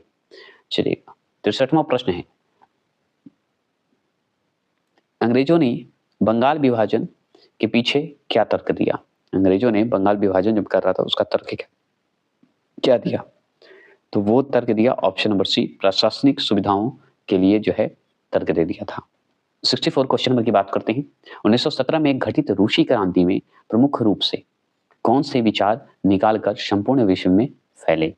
बताइए, 1917 में एक घटित हुआ रूसी क्रांति हुआ और रूसी क्रांति में जो है कौन सा ऐसा विचार था जो कि संपूर्ण विश्व में फैल गया? इन्हें पूछ रहा है। तो समाजवाद का विचार, ऑप्शन नंबर सी, समाजवाद का विचार जो है बहुत फेमस हुआ था और पूरे देश में फैल गया था। ठीक है, जिससे भारतीय राष्ट्रवाद को एक नई जो है उत्साह मिला, प्रेरणा मिला, ये कह सकते हैं। चलिए 65 क्वेश्चन नंबर, 1919 के पश्चात राष्ट्रीय आंदोलन में जन भागीदारी बढ़ाने के निम्नलिखित कारण थे। बताइएगा निम्नलिखित कारण क्या थे, बता सकते हैं तो बताइए। मतलब 1919 के पश्चात राष्ट्रीय आंदोलन में जन भागीदारी, जन मतलब जनता, भागीदारी बढ़ाने के निम्नलिखित कारण थे। कौन कौन कारण थे? सत्य कथन का चयन करना है, मतलब सही बताना है। तो पहला देख लीजिए, प्रथम विश्व युद्ध के पश्चात महंगाई में तेजी से बढ़ोतरी परिणाम स्वरूप जनता जो है त्रस्त थे। क्या ये सही बात है? बताइए। तो एकदम सही है, इसमें कोई शक नहीं है। 1917 की रूसी क्रांति एकदम सही है, हम लोग को उत्साहित करने के लिए, तो ये भी सही है रूस की क्रांति। गांधी जी के सत्याग्रह और अहिंसा के विचार भी तो एकदम सही है, ये भी सही था। तो हमारे लिए राष्ट्रीय जो आंदोलन हुआ था इसमें जन भागीदारी जो बढ़ा था, ये तीनों कारण सही है, ये ध्यान रखना है। ये मैं पढ़ा चुका हूँ, राष्ट्रीय आंदोलन स्पेशल ये वीडियो बनाया हूँ, जाके देख लीजिएगा। ठीक है, ये सब इसलिए मैं बार बार बोल रहा हूँ क्योंकि आपको याद हो कि हम सब पढ़ा चुके हैं। जिनके पास नोटिफिकेशन नहीं गया उनके लिए बोल रहा हूँ, अगर नहीं तो मेरे प्लेलिस्ट में जाइए और ये पढ़ लीजिए। चलिए 66 की बात करते हैं। रॉलेट एक्ट के संबंध में निम्नलिखित कथनों पर विचार करना है, सत्य कथन का चयन करना है। बताइए। तो पहला पढ़ते हैं, यह कानून अभिव्यक्ति की स्वतंत्रता जैसे मूलभूत अधिकारों पर अंकुश लगाने और पुलिस को ज्यादा अधिकार देने के लिए लागू किया गया था। तो हाँ, एकदम सही बात है। रॉलेट एक्ट जिसे काला कानून भी कहते थे, अच्छे से जानते हैं। दूसरा क्वेश्चन देखते हैं, रॉलेट एक्ट के विरोध में शुरू किया गया रॉलेट सत्याग्रह ब्रिटिश सरकार के खिलाफ पहला अखिल भारतीय संघर्ष था। तो हाँ, ये भी सही बात है, सत्य बात है, आप जानते ही हैं। और 1 और 2 दोनों सही है। रॉलेट एक्ट आया कब था, ये आप कमेंट बॉक्स में करिएगा, बहुत बार ये सवाल मैं दे चुका हूं। 67 की बात करते हैं। असहयोग आंदोलन के संबंध में निम्नलिखित कथनों पर विचार करना है, सत्य कथन का चयन करना है। तो बताइए, असहयोग आंदोलन के बारे में बताइए। तो पहला पढ़ते हैं, यह खिलाफत आंदोलन के बाद प्रारंभ हुआ, फिर दोनों को एक साथ जोड़ दिया गया। यह सत्य है, तो एकदम सत्य है, इसमें कोई दिक्कत नहीं है। असहयोग आंदोलन का मुख्य मांग स्वराज थी, तो एकदम सही बात है, स्वराज थी। इसमें बड़ी मात्रा में सरकारी संस्थाओं का बहिष्कार किया गया। हम बड़े बड़े संस्थाओं को तो हम बहिष्कार कर दिए थे, उसके कपड़े को भी बहिष्कार करेंगे। इसमें क्या हुआ है, गया है। उपाधियां लौटाई गई, विदेशी कपड़ों को होली चलाई गई, मतलब जला दी गई थी। तो तीसरा, तो 1, 2, 3 तीनों जो है असहयोग आंदोलन से संबंध रखता है, तो ये सही है, डी आंसर इसका होगा। अब बताइए, असहयोग आंदोलन कब आया था, कब से कब तक चला था, ये तो कमेंट कर ही सकते हैं, ये सब मैं पढ़ा चुका हूँ। मेरा अगर एनसीईआरटी ऑब्जेक्टिव देखें तो 68, पंजाब में सिखों के अकाली आंदोलन का मुख्य उद्देश्य क्या था? पंजाब में सिखों के अकाली आंदोलन का मुख्य उद्देश्य क्या था? बताइए, इस 4 ऑप्शन के हिसाब से बताना होगा। तो ध्यान रखना है, अंग्रेजों की सहायता से गुरुद्वारा में जमे बैठे भ्रष्ट महंतों को हटाना, ये जो है आपका सही माना गया है। आगे चलते हैं।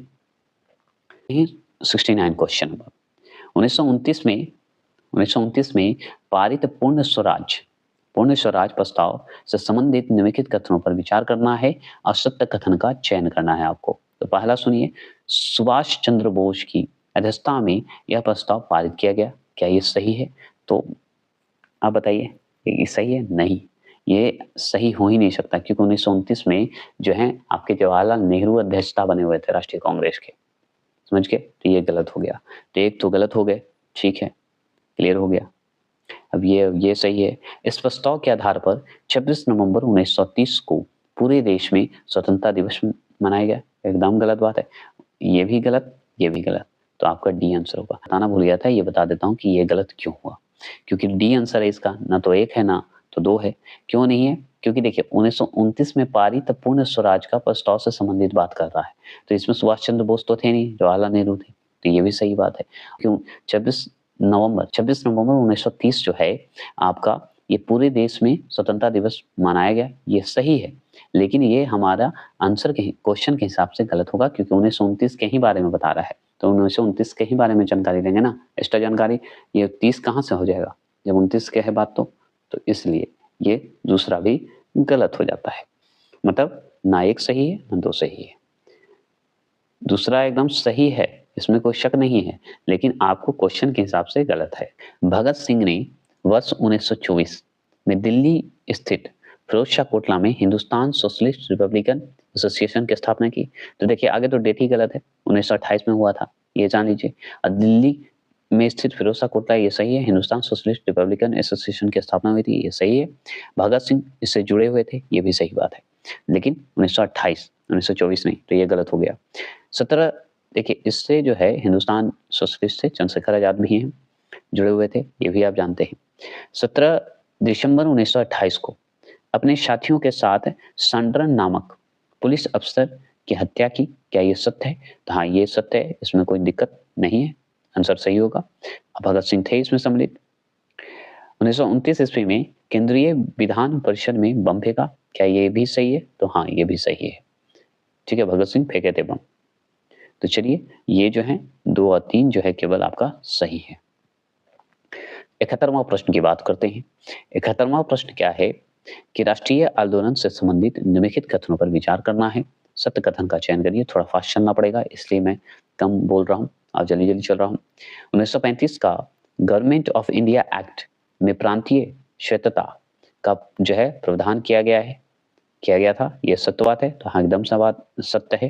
राष्ट्रीय आंदोलन से संबंधित जो निम्नलिखित कथन जो आपको दिया गया है, जिसमें से पहला जो 1935 का देख रहे हैं, गवर्नमेंट ऑफ इंडिया एक्ट, इसमें प्रांतीय श्वेतता का प्रावधान किया गया था, तो एकदम सही किया गया था। दूसरा प्रश्न देखिए, ये भी सही होगा, क्योंकि 1937 में प्रांत विधायकों के चुनाव में कांग्रेस को 11 में से 7 प्रांतों में कांग्रेस की सरकार बन गई थी, 11 में से, समझ गए? तो ये भी सही है। तो 1 और 2 दोनों सही है, ये ध्यान रखना है, सी आंसर सही होगा। चैप्टर नंबर क्लास 8 का चैप्टर नंबर 8 में ही चल रहा है ये, क्या क्या पढ़ सकते हैं। 72वां प्रश्न, किस वर्ष मुस्लिम लीग ने स्वतंत्र राज्य की मांग करते हुए एक प्रस्ताव पारित किया था? तो 1940 में ये प्रस्ताव पारित किया था। 73 क्वेश्चन नंबर, सुभाष चंद्र बोस के संबंध में निम्नलिखित कथनों पर विचार करना है। सत्य कथन का चयन कीजिए। तो इसमें बताइए आपका, तो देखिए वे समाजवादी विचार वाले नेता थे। क्या ये सही बात है? तो हाँ, एकदम सही है। उन्होंने आजाद हिंद फौज का नेतृत्व किए थे, तो ये भी सही है, जानते हैं। तो सी आंसर इसका सही है, सुभाष चंद्र बोस से संबंधित था। चलिएगा 74 की बात करें। 74 क्वेश्चन, भारतीय इतिहास में दर्ज वर प्रत्यक्ष कार्यवाही दिवस जो है मुस्लिम लीग द्वारा कब प्रारंभ किया गया था? बर्बर जो प्रत्यक्ष कार्यवाही दिवस है मुस्लिम लीग द्वारा प्रारंभ किया गया था, कब किया गया था, ये सवाल है। तो बताइए। 16 अगस्त 1946 की बात करता है। 16 अगस्त 1946 में ये किया गया था। चलिए आगे चलते हैं। 75 क्वेश्चन नंबर, मॉन्टे यहाँ पे होना चाहिए था, मॉन्टे रेस्क्यू हो गया, कोई दिक्कत नहीं। मॉन्टे रेस्क्यू के संबंध में निम्नलिखित कथनों पर विचार करना है। तो पहला, और इसमें सत्य कथन चुनना है। तो बताइए। तो इसने द स्पिरिटी ऑफ द लॉज नामक पुस्तक की रचना की। क्या ये सही है? बताइए। तो एकदम सही है, ठीक है। मॉन्टे रेस्क्यू नाम है, त लग गया है, ठीक है, ये ध्यान रखना है। दूसरा प्रश्न है, दूसरा देखिए प्रश्न बोल रहा हूं, इस पुस्तक में सत्ता के शक्ति के विभाजन की बात लिखी गई है। क्या ये सही है? हाँ, ये भी सही है। तो 1 और 2 दोनों सही है। 76 मतलब 76वां क्वेश्चन, फ्रांस की नेशनल असेंबली के संबंध में निम्नलिखित कथनों पर विचार करें। निम्नलिखित कथनों पर विचार कीजिए और सत्य कथन का चयन करना है। तो चलिए, 1791 मतलब 1791 के संविधान ने कानून बनाने का अधिकार नेशनल असेंबली को सौंप दिया। क्या ये सत्य बात है? बता सकते हैं? तो हाँ, एकदम सही है। नेशनल असेंबली अप्रत्यक्ष रूप से चुनी जाती थी। क्या ये भी सही है? तो हाँ, ये भी सही है। ठीक है, ध्यान रखना है। और 25 वर्ष से अधिक उम्र वाले सभी नागरिक को वोट देने का अधिकार है। तो ये गलत है। सभी नागरिकों को मत देने का अधिकार नहीं था। जो इम्पोर्टेंट थे, जो महत्व रखते थे, याद रखना है, उन्हीं को दिया गया था, जो कि हम बाद में चर्चा इस पे करेंगे। तो 1 और 2 जो हैं दोनों सही थे, लेकिन तीसरा गलत है। आगे चलते हैं। 77 की बात करें तो फ्रांस के राष्ट्रगान के संबंध में निम्नलिखित कथनों पर विचार करना है। सत्य कथन का चयन करिए। तो फ्रांस के राष्ट्रगान का नाम जो है मार्सिले है। क्या ये सत्य है? बताइएगा। तो हाँ, एकदम सही है। दूसरा, यह गीत जो है पहली बार स्वयं सेविकाओं ने पेरिस की और कुछ करते हुए गाया था। क्या ये सही है? हाँ, ये भी सही है। तो 1 और 2 दोनों सही था। चलिए 78 क्वेश्चन नंबर की बात करते हैं। 78 क्वेश्चन नंबर है कि यूरोपीय समाजवाद के संदर्भ में निम्नलिखित कथनों पर विचार करना है। तो इसमें सत्य कथन का चयन करना है। बताइए। तो पहला, समाजवादी निजी संपत्ति के विरोधी थे। तो हाँ, एकदम सही है। यूरोपीय समाजवाद के संदर्भ में पढ़ रहे हैं तो समाजवादी निजी संपत्ति के विरोधी थे। तो एकदम सही है। ठीक है। कोऑपरेटिव यानी सामूहिक उद्यम या उद्यम समाजवाद का ही एक स्वरूप है। तो हाँ, ये भी सही है, स्वरूप ही माना गया है। मार्क्स, ठीक है, मार्क्स का मानना था कि औद्योगिक समाज पूंजीवादी समाज है। तो एकदम सही, ये भी सही है। तो 1 2 3 सही है। मार्क्स। देखिए 79 क्वेश्चन नंबर 1, खूनी रविवार के संबंध में निम्नलिखित कथनों पर विचार करना है और सत्य कथन का चयन करना है। ठीक है। तो ये जो पहला क्वेश्चन है, यह घटना जो है 1917 में घटी।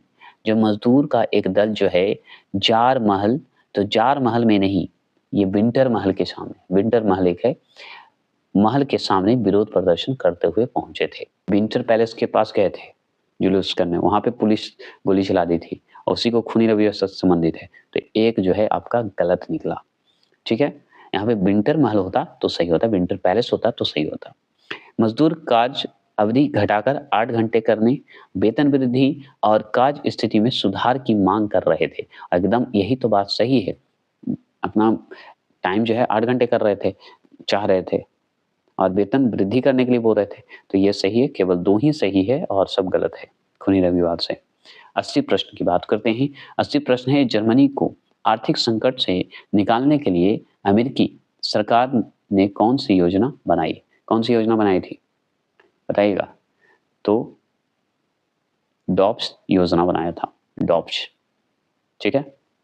विश्वविद्यालय अनुदान आयोग द्वारा हाल ही में मूल्य प्रवाह 2.0 दिशा निर्देश जारी किए गए हैं।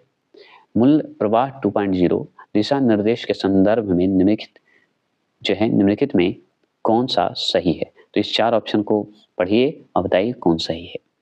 तो ध्यान रखिएगा, इसका उद्देश्य जो था उच्च शिक्षा संस्थाओं में नैतिक प्रथाओं और मानवीय मूल्यों को बढ़ावा देना, और यही सत्य है और कोई सत्य नहीं है। चलिए 82 क्वेश्चन नंबर, 82 क्वेश्चन नंबर बताइए, निम्नलिखित में कौन सा बायो इमेजिंग बैंक का प्राथमिक उद्देश्य है? बताइएगा। निम्नलिखित में कौन सा बायो इमेजिंग बैंक का प्राथमिक उद्देश्य है? तो इसमें भी आपका जो है अनुसंधान उद्देश्यों के लिए उच्च गुणवत्ता वाली जैविक छवियों को संग्रहित और साझा करना, और यही प्राथमिक उद्देश्य माना गया है, जो कि 82 का सही आंसर यही होगा। 83 क्वेश्चन नंबर है, हाल ही में रक्षा अनुसंधान और विकास संगठन, जिसे DRDO बोलते हैं, द्वारा विकसित काउंटर ड्रोन सिस्टम के संदर्भ में निम्नलिखित कथनों पर विचार करिए, और इसमें ऊपर दिए गए कितने कथन सही हैं ये बताना है आपको। तो पहला पढ़ते हैं, यह पूरी तरह से एकीकृत एंटी ड्रोन सिस्टम है जिसमें ड्रोन का पता लगाना, पहचान करना और उससे निष्कर्ष जो है करना शामिल है। क्या ये सत्य है? बता सकते हैं। तो ध्यान रखना है, ये गलत है, इसमें ऐसा कुछ नहीं है। ठीक है, आगे चलेंगे। इसका उद्देश्य जो है पारंपरिक विमानों और मिसाइलों के खिलाफ हवाई सुरक्षा प्रदान करना, ये सही है। केवल 2 ही जो है आपका सही है और कोई सही नहीं है। ये लंबी दूरी का पता लगाना और ट्रैकिंग के लिए रडार सिस्टम का उपयोग करना, नहीं, ये ऐसा कुछ नहीं है। ठीक है, ध्यान रखिएगा। चलिए 84 क्वेश्चन नंबर है 84 है कि भारतीय न्याय संहिता 2023 के संदर्भ में निम्नलिखित कथनों पर विचार कीजिए। बताइएगा, ऊपर दिए गए कथनों का जो है सही बताना है, कौन सा कितने सही होंगे। तो आगे पढ़िए। भारतीय न्याय संहिता की धारा 106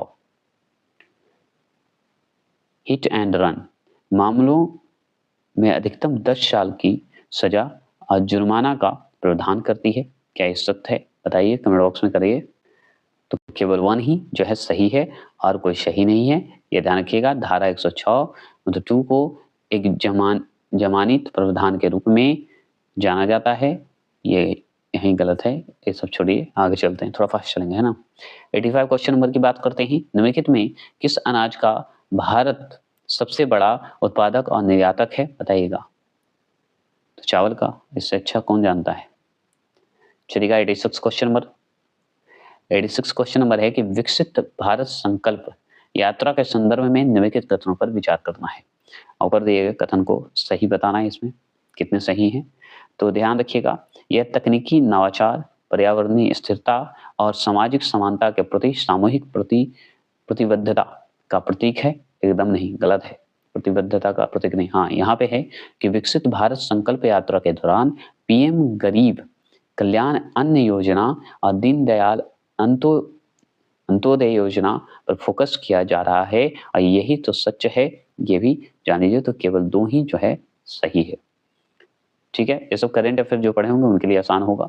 आज करंट अफेयर जब लाऊंगा तो इसी तरह का लाऊंगा, टेंशन नहीं लीजिएगा। चलिए 87 की बात करते हैं। तो भारत में अल्पसंख्यक शिक्षण संस्थाओं के संदर्भ में निम्नलिखित में कितने कथन सही हैं? सही बताना है। तो देखिए, अल्पसंख्यक शिक्षण से संबंधित बात करें तो ये तीनों जो है गलत है और इस पे कोई नहीं होगा। तो इसके बारे में बात करेंगे बाद में, क्योंकि इतना लंबा वीडियो चला जाएगा। चलिए आगे बात करते हैं। 88 क्वेश्चन नंबर है, निम्नलिखित में कौन सा निकाय जो है देशों के बीच कानूनी विवादों को निपटाने और संयुक्त राष्ट्र महासभा, संयुक्त राष्ट्र सुरक्षा परिषद और विशेष एजेंसी द्वारा संदर्भित कानूनी जो प्रश्नों पर सलाहकार राय देने के लिए जिम्मेदार है? तो बताइएगा इसमें कौन है, कौन सी है, बताइएगा जुड़ा हुआ। तो 88 का जो है बी जो देख रहे हैं, अंतर्राष्ट्रीय न्यायालय, जिसे हम शॉर्ट फॉर्म में क्या कहते हैं, ICJ कहते हैं, ICJ कहते हैं। चलिए और भी जानकारी बाद में आगे पढ़ते हैं। 89 विमान में उड़ान ड्यूटी समय सीमा का उद्देश्य निम्नलिखित में से कौन सा है? तो कौन सा है इसका ये बताइए। 89 का आंसर का जवाब दीजिए। तो ऑप्शन नंबर बी जो है सही है, जिसे FDTL बोलते हैं। चालक दल के सदस्य के ड्यूटी पर रहने के कुल समय को सीमित करने के लिए, जिसमें उड़ान और गैर उड़ान दोनों कर्तव्य शामिल हो। ठीक है, याद रखिएगा। और इंपॉर्टेंट है, VVI प्रश्न है, ये पूछा हुआ प्रश्न आने की संभावना है। निम्नलिखित में से किस राज्य में ईगल नेस्ट वन्य जीव अभ्यारण्य स्थित है? ईगल मतलब बाज के लिए बोला गया है। ठीक है, बताइएगा वन्य जीव अभ्यारण्य स्थित है, बताइएगा किस राज्य में। 90 प्रश्न का जवाब देंगे तो आपका Arunachal Pradesh, option number B चलेगा। 91 क्वेश्चन नंबर, लगातार चौथी बार बांग्लादेश के प्रधानमंत्री के रूप में कौन शपथ लेगा? तो शेख हसीना लेंगे, जो कि अभी तख्ता खराब हो चुका है, जो कि अभी आपको ये पुराने समय का है, स्ट्रेटेजी के रूप में जाना जाता है। चौथी बार ले चुके हैं, अभी तो तख्ता पलटा हुआ है बांग्लादेश का, तो आप उसे पढ़ना ना पढ़ना आप पे डिपेंड करता है। ठीक है, चलिएगा 92 की बात करें। भारत के पहले डार्क स्काई पार्क का किताब जो है किस टाइगर रिजर्व को मिला है? किस टाइगर रिजर्व को मिला है बताइए 92 का। तो ऑप्शन नंबर बी पेंच टाइगर रिजर्व को मिला है। 93 क्वेश्चन नंबर आगे ध्यान रखेंगे और नीचे बात करेंगे बाद में। दूरसंचार अधिनियम 2023 के संदर्भ में निम्नलिखित कथनों पर विचार करना है। दूरसंचार अधिनियम 2023 स्टैटिक जीके में आएगा ये। तो यह लचीले स्पेक्ट्रम आवंटन विधियों का परिचय देता है, जो संचार प्रौद्योगिकी प्रभावी तैनात के लिए जो है महत्वपूर्ण है। क्या ये सत्य है? बता सकते हैं? तो हाँ, ये सत्य है। दूसरा, अधिनियम बाजार की सघनता को कम करने और निष्पक्ष प्रतिस्पर्धा को समर्थन करने के लिए कार्यात्मक पृथक्करण को बढ़ावा देता है। तो हाँ, ये भी सही है। और याद रखिएगा, 1 और 2 ही सही है, तीसरा आपका जो कि आपका तीसरा सही नहीं है, तो केवल जो है आपका याद रखिएगा केवल 1 और 2 सही है, ये ध्यान रखना है। 4 है स्वच्छ सर्वेक्षण पुरस्कार के संदर्भ में निम्नलिखित कथनों पर विचार करें। स्वच्छ सर्वेक्षण पुरस्कार बहुत इंपॉर्टेंट क्वेश्चन है, पढ़ते हैं। ऊपर दिए गए कथनों को सही बनाना है। तो पहला तो आगे पढ़िए कि स्वच्छ सर्वेक्षण भारत भर के शहरों और कस्बों में स्वच्छता, सफाई और स्वास्थ्य रक्षा का एक वार्षिक सर्वेक्षण है। क्या ये सत्य है? बताइए 94 का। तो याद रखिएगा, ये सत्य बात है, इसमें कोई दिक्कत नहीं। स्वच्छ सर्वेक्षण के तहत शहरों के मूल्यांकन के लिए अपशिष्ट प्रबंधन में सामुदायिक भागीदारी और व्यवहार परिवर्तन कुछ फोकस क्षेत्रों में से एक है। तो नहीं, ऐसा गलत है, कुछ ऐसा चर्चा नहीं है, और भी डिटेल बाद में करेंगे इसके बारे में, क्यों नहीं है। स्वच्छ सर्वेक्षण आवास और शहरी मामलों के मंत्रालय द्वारा जो है कार्यान्वयन भागीदारी के रूप में क्वालिटी काउंसिलिंग ऑफ इंडिया के साथ आयोजित किया जाता है। तो हाँ, एकदम सही है। तो 1 और 3 जो है सही है, ये याद रखना है। तो 1 और 3 जो है सी नंबर वो सही है। ठीक है। 95 क्वेश्चन नंबर को ध्यान रखिएगा। 95 क्वेश्चन नंबर है ग्रीन फ्यूल्स अलायंस इंडिया जिसे GFAI के संदर्भ में निम्नलिखित में से कौन सा कथन सही है? जो करंट अफेयर पढ़ रहे हैं उनके लिए इंपॉर्टेंट है, जरूरी है। ये सब क्वेश्चन बीपीएससी का एकदम समझिए पूछने वाला सवाल है। ग्रीन फ्यूल्स अलायंस इंडिया, बताइए उसके संदर्भ में बताना है 95 का। तो देखिए, गठबंधन का लक्ष्य भारत को हरित हाइड्रोजन उत्पादन और निर्यात में वैश्विक नेता के रूप में स्थापित करना, ये भी सही बात है। यह डेनमार्क और भारत के बीच का एक गठबंधन है, तो ये भी सही है। समझ गए। हरित ईंधन प्रौद्योगिकों पर संयुक्त अनुसंधान और विकास परियोजनाओं को सुविधाजनक बनाना GFAI में शामिल सहयोग के कुछ प्रमुख क्षेत्र जो हैं माने गए हैं। तो एकदम सही बात है, तीसरा भी सही है। 2, 3 जो है डी आंसर इसका होगा। चलिए 96 निम्नलिखित पर विचार आगे करिए, उसके बाद बताइएगा। इसके लिए ठंडी जलवायु की आवश्यकता होती है। ठीक है, नीचे आप देख लीजिए, निम्नलिखित में से किस फसल के लिए उपरोक्त जलवायु जो है परिस्थितियों की आवश्यकता होती है? तो ये 4 ऑप्शन है, इसी को ऊपर बारे में जानकारी दिया गया है, आपको इसमें बताना है। तो इसके लिए ठंडी जलवायु की आवश्यकता होती है। ठीक है। आदर्श विकास तापमान जो 18 से 30 डिग्री की सीमा के भीतर आता है, तो कौन सा फसल होगा? इसे तटस्थ pH वाली अच्छी जल निकास वाली दोमट मिट्टी में उगाया जाता है। यह हल्की ठंड को सहन कर सकता है, लेकिन अधिक गर्मी के प्रति संवेदनशील है। तो ये किसके बारे में कहा जा रहा है? बताइए। तो ये दाल के बारे में कहा जा रहा है। बहुत अच्छे से आप जानते हैं, दोमट मिट्टी में ही दाल बहुत अच्छे से उगते हैं। आगे बात करें 93, तो निम्नलिखित कथनों पर विचार करें। तो निम्नलिखित कथनों पर विचार करते हैं। तो चलिए, तो निम्नलिखित कथन में विचार करिए और ऊपर कथन को सही करना है। तो देखिए, आई स्टेम कहिए, STEM कहिए, मतलब जिसका होता है भारतीय विज्ञान प्रौद्योगिकी और इंजीनियरिंग सुविधाएं मानचित्र, अनुसंधान एवं विकास सुविधाओं को साझा करने के लिए एक जो है राष्ट्रीय वेब पोर्टल है। क्या है? एक राष्ट्रीय वेब पोर्टल है। तो एकदम सही है, और एक केवल एक ही सही है, दूसरा आपका सही नहीं है। ये सब फास्ट चलते हैं, है ना। 98 क्वेश्चन नंबर है कि बंगाल की खाड़ी में Krishna Godavari basin deep sea project किसके द्वारा संचालित किया जा रहा है? तो किसके द्वारा संचालित किया जा रहा है, बताइए। 98 का आंसर का जवाब देंगे तो आप जानते हैं ONGC के द्वारा। 93 क्वेश्चन नंबर की बात करें, पीएम मोदी ने 27वें राष्ट्रीय युवा महोत्सव का उद्घाटन किस शहर में किया गया? बताइए किस शहर में किया गया है? तो आप जानते हैं नासिक में किया गया है। ठीक है, आगे चलिए 100 प्रश्न और खत्म करते हैं। तो याद किया, भारतीय नौसेना का बहुराष्ट्रीय अभ्यास मिलन 24 का आयोजन कहाँ किया जाएगा? तो याद रखना है विशाखापत्तनम में किया जाएगा। करंट अफेयर नहीं पढ़ाता हूँ, इसलिए मैंने फास्ट चला, क्योंकि मैं करंट अफेयर पढ़ाऊँगा, जल्द पढ़ाऊँगा और इसी से लिया हुआ क्वेश्चन पढ़ाऊँगा, जिससे आपको क्वेश्चन बीपीएससी में आए, जब 30 नंबर की तैयारी करवाऊँगा तब। इसलिए अभी जो है 6 to 12 का याद रखिए, तैयारी कीजिए और जल्द ही 1 to 5 का भी मॉक टेस्ट करवाने जा रहा हूँ। तो चलिए मिलते हैं। जय हिंद, जय भारत।